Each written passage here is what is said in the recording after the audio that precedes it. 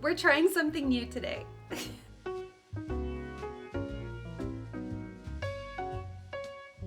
Just got back from a little community event and they were actually selling some raw fleece and some raw wool, and they had an auction for more bigger wools. I, of course, being there, kind of had to pick up some wool. I picked up a small sample, some gorgeous locks. So we're gonna take a look at these a little bit closer, but I just thought, you know what?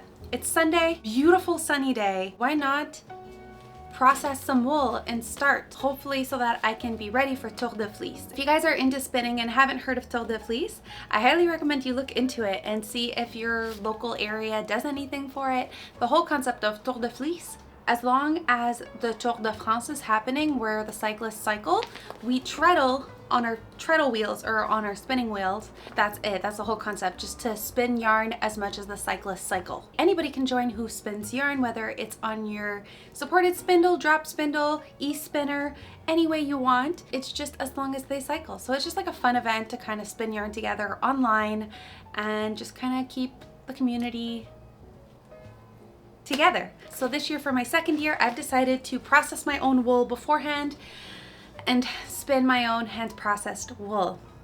Just ignore the random roving I have behind me. I'm currently working on my spin of the month for the month of May. If you guys remember, in March, I actually went this year to Fiber West for the second time and it was amazing. This is what kind of sparked this idea. I had picked up my first raw wool, Unwashed.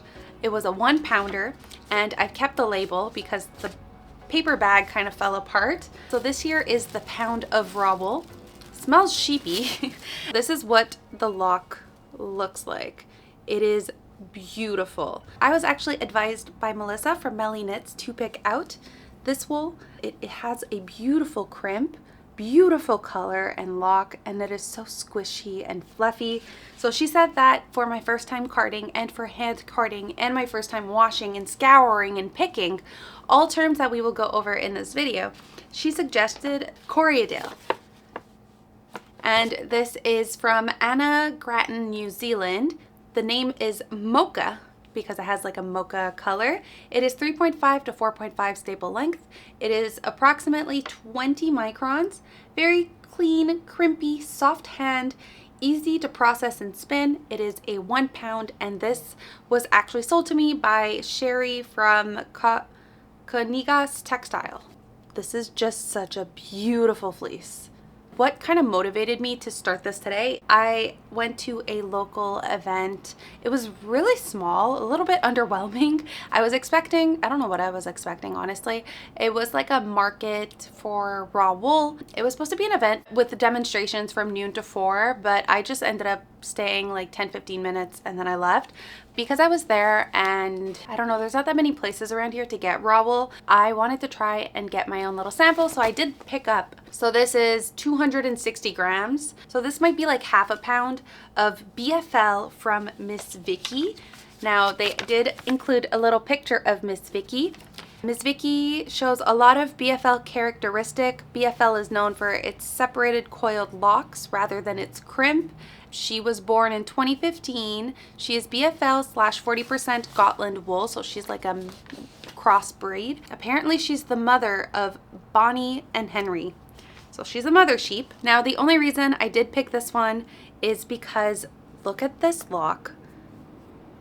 It's like the curliest tiny little thing.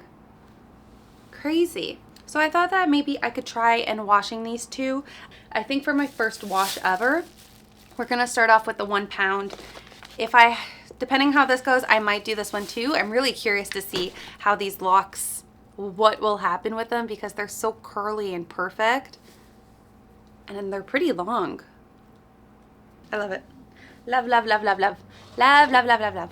So now in terms of references and what I'm going to be using as kind of resource to help me figure out how to do this, I'm going to be messaging Melly Knits for sure if I run into any issues, because She knows more about this than I do. I've been watching her past videos on the wool room here on YouTube. She has a video on guts where it goes over picking once the woolen wash and how to separate it before carding it. She has a video on scouring, which is the term for washing the wool. So I'm going to be checking that out if I have any questions or any issues.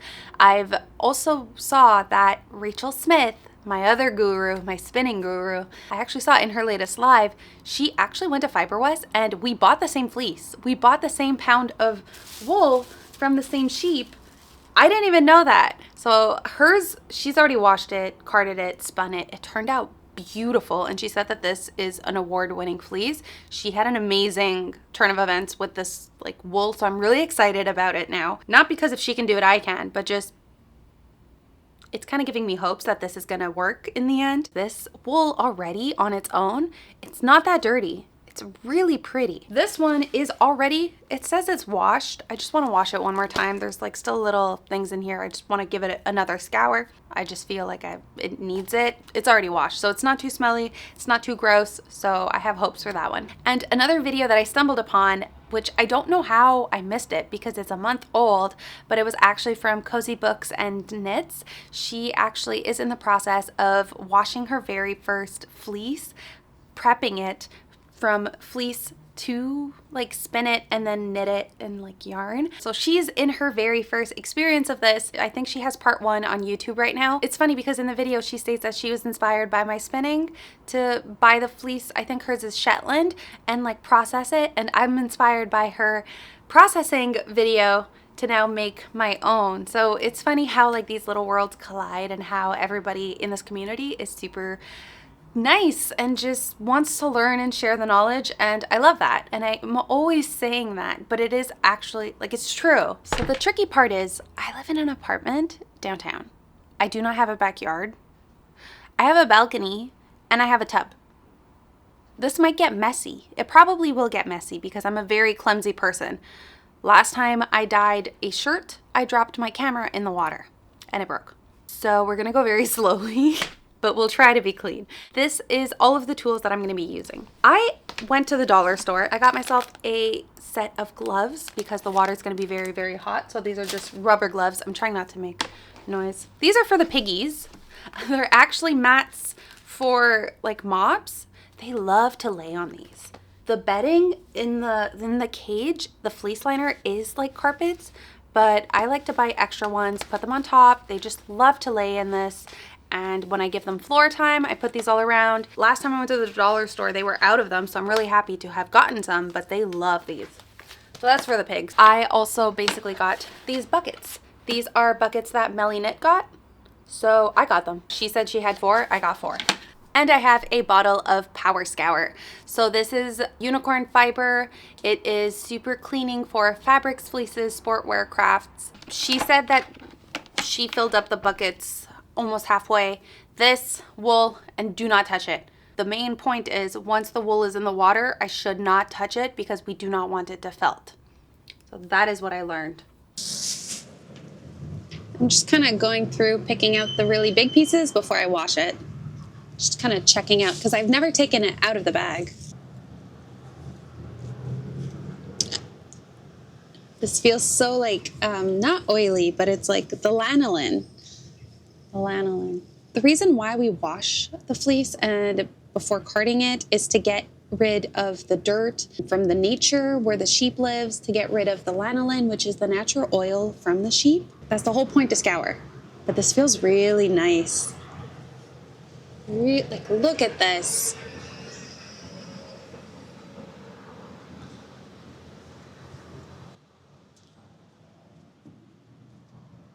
Look at that beautiful color. And honestly, this fleece isn't that dirty. So pretty. Okay, so let's wash it.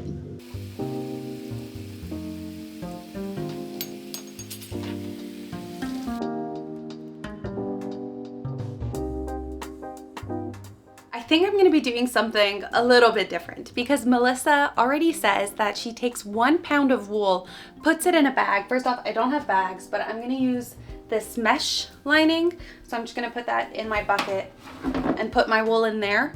because the bags I have are small, like sports bags to wash sport gears. Now she says that she uses 1 pound of wool, like, and washes 1 pound at a time. The problem is, this is 1 pound of wool. My bucket is immediately full. So I think I'm gonna split my wash in two and do 1/2 pound and 1/2 pound. So what she does is she puts water up to here, puts 2 spoons of this, and like lets it soak for 20 minutes and then rinses and repeats. I'm gonna put the water up to here still, but I'm gonna put 1 spoon for 1/2 pound and do it in 2 buckets. Yeah. 1/2 pound in ounces is 8 ounces, So now came time for the scariest part of all, the actual washing of the fleece. I started off by just putting 1 teaspoon, as I said, with the hot water. This was the hottest water I could get out of my tap. And I went ever so slowly and delicately putting in the fleece. I was so scared that it was gonna felt. So I tried really hard not to agitate it, push it in too quickly, and I just let it sit there for about 20 minutes. I repeated this step twice with soap and draining in between each soak the wool from water as much as I could. I then did 2 water-only soaks. So that's 2 washes with soap and 2 without soap. Hi. Hello there.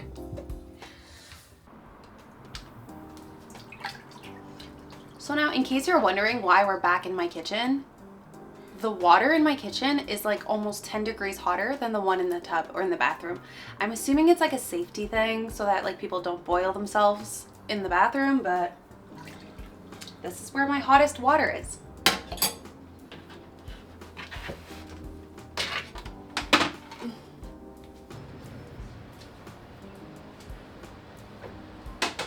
I think I'm gonna do this another time because already I'm halfway through the power scour. I need to do more rinses, and I just think it would be best to do this another time.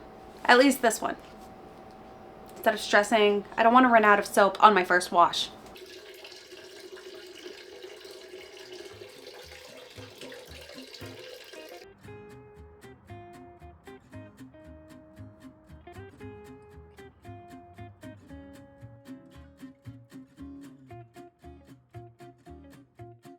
I am lucky that this fleece wasn't that dirty because all it took was 2 soap washes and 2 rinses to get it to this state, to get it to a beautiful, squishy, luscious fleece. The water was almost running clear. Like, that is how clean this fleece was from the get-go. The wool is actually dry. We washed it yesterday. I did have to bring it inside because the washing took a little bit longer than I thought it would. I underestimated how many, I only did 2 rinses, but I underestimated how long it would take. I had to bring it inside because it started raining. Yeah, I just didn't want it to get wet and gross. I'm absolutely in awe of this wool. It is so pretty. This was just with 2 soap washes and 2 rinses. That's it. This is such a beautiful wool. Honestly, I now understand what Rachel Smith was saying about it being like, it should win awards. This is amazing. And these colors, there are some more darker browns, there's some more lighter cremes, there's some even like white in here. It's kind of like a more milky white, like not a crisp white, like a milky white. Now I'm debating, should I split these by color? Or just put them all, like, do you see these 2? These are 2 completely different colors. This one's definitely more brown than this one. God, this makes me so happy. I was just talking to my sister about how we all have these little things in our life that make us super, super happy. And for me, for some reason, it's wool. I've discovered my love and affinity for wool. All things woolly. It just makes me so happy. Like, this is just... focus. So perfect.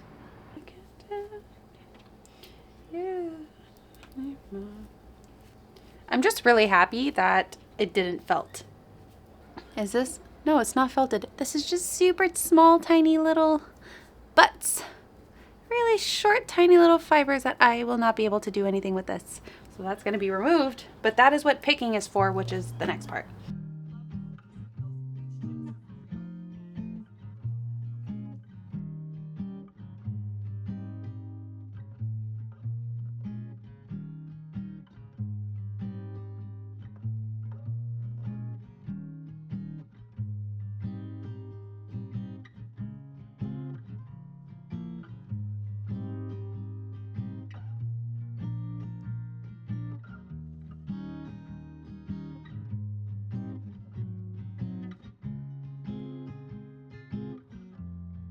So right now I'm actually just picking, and that is when you take the locks that have been washed and dried, kind of like this. You can still see the beautiful, stunning crimp, and you just kind of take out the little crunchy pieces. So if you can see here, there's like a little crunchy nugget. I'm just gonna like take that out. There's another one here. This is when I would also take out the VM or the little second cuttings, kind of this little clump right here so that it doesn't form a nep. Here's another one that kind of just fell out before. You remove these second cuttings, which were probably a result of the shears passing over again on the sheep, and you just kind of open it, fluff it up into a nice pretty cloud to get it ready for the carder. This would also be the same like preparation for drum carding, but I'm going to be hand carding, so it just makes it easier. So I've just been sitting here with my piggies who are both asleep. I'm almost done my light color. This is how much I have left to do. I put this grid on the floor. Here you can see all of my picking, and I put a white sheet underneath because I was really curious to see how much VM and stuff would fall out of the wool. But honestly, my sheet is still relatively clean. This fleece is not dirty at all, which is insane. Like, look how pretty. So pretty.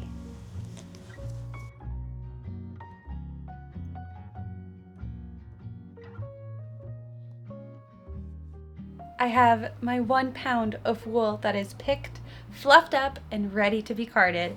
So let's try to make some Rolags. I think I'm gonna be keeping them separate, and I think it's gonna be super cool to see the result between. Do you see how white this is compared to the original like main color? It's a pretty striking difference, and I would just waited because I did find some more lighter pieces in that one really quickly, and turns out I have 96 grams right here. So this is almost 100 grams, almost a skein or a regular bat. So let's see after carding how much this is going to result in. I'm also going to weigh my big bin. So we're going to see after carding how much I'm going to be left with.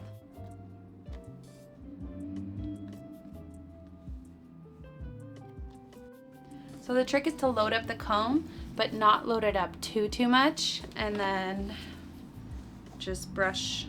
Almost treat it like your own wet hair, how you brush down and up throughout the comb.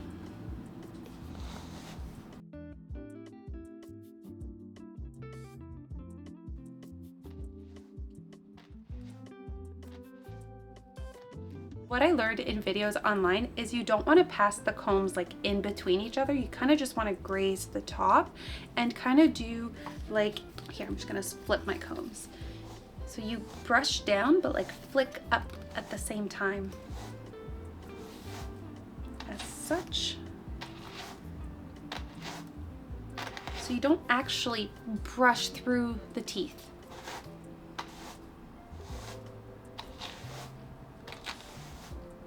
This will also help extra debris to fall out. Here's a little nep forming. So right now, I'm just gonna take that out and drop it. Look at this. There you go. I need to get a wider chair. And then I should be able to roll it up in a neat little Rolag. And that's it. I can now spin with this. Starting it now, I'm not finishing it today, but this is definitely going to be something that I work on as much as I can.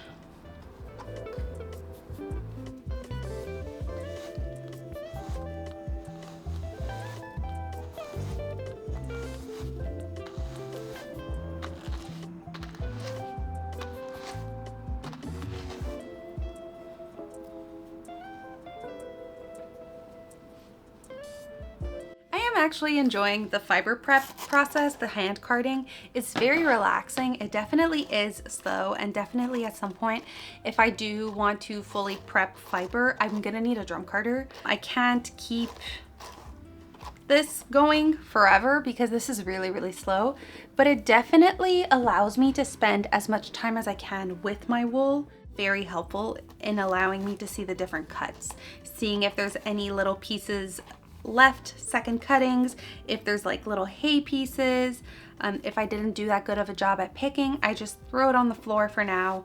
I did not do, like this for example, I did not do a good job here. There's definitely some extra little stuff that I can just throw out. I also really like the look of the little Rolags, the little like floof balls.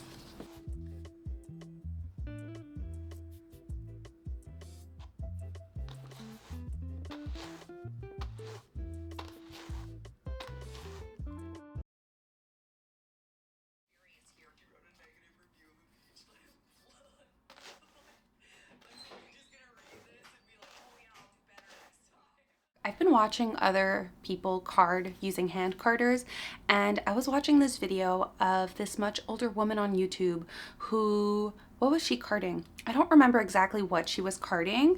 Instead of holding her hand carders like this on her leg and brushing it through, she was holding one in the air and one brushing down, and she was packing her hand carder not all at the base, but more up to here. I don't know, this just has just made it so much easier for me to card. But she kind of just took her wool and was just brushing it on as so. Of course, you don't want to overpack it because then it becomes really hard to card. But kind of just like, and then this, holding it this way has just made it so much easier for me because I just brushed the top of the fibers. And already, you see how much I've transferred? I haven't even gone in the brush. Now I'm going in, but still doing the flicking motion. It's all on here. I switch, but I don't have to put as much force on it.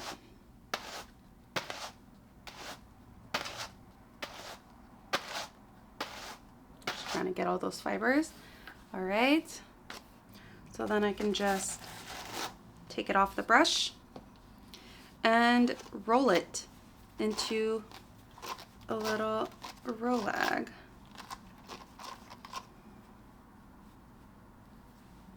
There you go. Simple. There was one more thing I wanted to talk to you guys about. Last month, my breed of the month study for month 5, month of May, was Corriedale.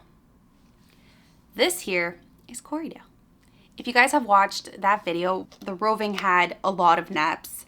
It left me very confused. It left me just like underwhelmed and unsure how I felt about Corriedale, because I know Corriedale is some people's favorite like fiber to spin up. But as I saw in the comment section, it's a very hit or miss fiber. Some people have dealt with a lot of neps. Someone said, I think 2 out of 5 times their Corriedale experience was I remember also mentioning that Rachel Smith, she did the same fiber study as me, and her Corriedale was also a really neppy experience. Yet, for some weird, miraculous reason, she has also bought this exact fiber from the exact same, like 1 pound unwashed wool of Corriedale from Conigas Textiles, from the same vendor. She said that it spun beautifully, it carded beautifully, it washed beautifully. She was even like, this could have been award-winning fleece. Like, this fleece is a stunning color, it's a stunning experience to spin, card, work up, etc. My spin of last month, one of the reason why I was super worried and one of the reason why it kind of left me more confused was because I knew that I was going to start carding all of this. I knew that this was going to be my major spin for TDF, for Tour de Fleece. I'm still a little bit worried about it. We're going to see how it goes. But so far, I'm not finding any neps in here. I'm not finding this fleece is so clean. I've since started washing an alpaca fleece. That is the most dusty thing I've ever seen in my life. I've had to do 3 soaks, so that one's a lot dirtier. This fleece, the water almost ran clear. Like, this fleece, the water compared to the alpaca is so clean. It's so fluffy and airy and super soft that it's making me excited for the Corriedale, but I am still holding back on it simply because the breed of the month spin was like, eh. So as I'm finishing this now, I'm kind of like, That was one of the reasons why that study just left me even more confused, because I knew that this was going to come up. I knew it. I knew it. The thing is, when I bought this fiber, I didn't know that the Corriedale was going to show up in the breed study, and because I had never spun with it and I was just advised that that would be a great wool to wash at first and to card and to prep, I couldn't have planned this. Now, had I spun the Corriedale before going to Fiber West, I probably wouldn't have bought this one, being skeptical of my previous spin. So we're going to see. I guess this is going to be a good test, a good way to see if I actually really don't like Corriedale or if I do, because I have a pound of it now.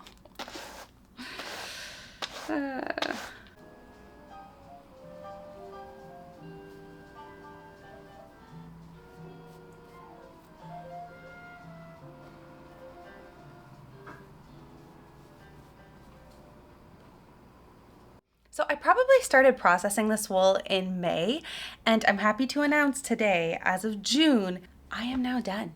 This is all Rolagged. I'm super excited because TDF doesn't start next weekend, but it starts the weekend after that. So this gives me plenty of time to figure out like a plan on what exactly I'm gonna be spinning with this yarn, and kind of also gives me time to plan out what other spins I'm gonna do, because I definitely want to do other spins as well. I don't know that I'm gonna get all of this done. With this being my first official year doing TDF, I joined last year a little bit late, and because I was mainly support spindle spinning, I didn't spin as much as I would have liked to, or probably as much as I can now that I have a treadle wheel.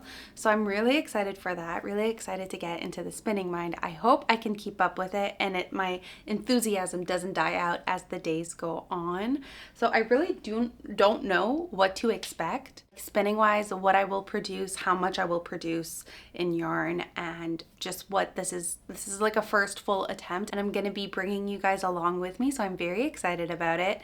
But I'm also planning to spin not just this Corriedale, but other skeins and other yarns as well. Again, it all depends on how quick I am and where I end up with my spinning. So just a quick look at the two Rolags. So this is the difference, the light and the dark. There's a very clear difference. I'm really curious once they're skeined up though, if that's going to be still as drastic, or if they're going to be more kind of like muted sisters, if they're going to be playing a little bit closer to the color palette, and would I actually be able to knit this as contrasting colors, or are they too similar? We're gonna see once it is all skeined up. I definitely have less of this one. So since this was my first time hand processing, I did kind of want to keep a little log, a little kind of memory keepsake that I can fall back onto, what exactly I did, but not just that, when it comes time to spinning it and the yarn, just so I know where this exactly comes from. So I put the original label in a little book. I split up the darker fiber and the lighter fiber. So this is the washed, unpicked, uncarded fiber. You can already tell that the lighter hairs are so much longer than the darker ones. It's really interesting. I also jotted down on the back a little bit of the info. So 1 pound was 453 grams before wash. I then split it in 50-50 even weights to wash it. I then, after washing it and letting it dry, split it into color to pick and card. So for the white, before card, I had 99 grams. And then after card, I had 99 grams. I didn't lose any weight with the white. The brown before card, I can't find the weight before the carding process, but after the carding process, I had 233 grams left that I just weighed right now. So the total weight after washing and carding and prepping the wool is 332 grams. So that is a loss of 26.7% of its weight in the whole processing, which I then looked up because that seemed like a lot to me. But apparently the common loss for Corriedale is 25 to 35%. So I'm on the lower spectrum of how much you will lose in the process phase, which is really interesting. So I went from 453 grams to 332 grams of wool. I basically just lost the weight of the lanolin, the weight of the dirt and the debris, but again, the fleece was relatively clean, so it makes sense that I would end up on the lower spectrum of grams lost, like percentage wise. Which now leaves me to the spinning. I'm actually really interested to see how much I'm gonna lose in the whole spinning process. If I lose any, sometimes you get little fibers that fly away or discarded fibers and just discarded pieces as you spin as well. We'll see what the final yarn weight is gonna be. I'm also really interested to see how long of a yarn I can create with this 332 grams, because at the end of the day, I am now left with more than half a pound, but less than a full pound of wool. And that brings me to my next question for you guys.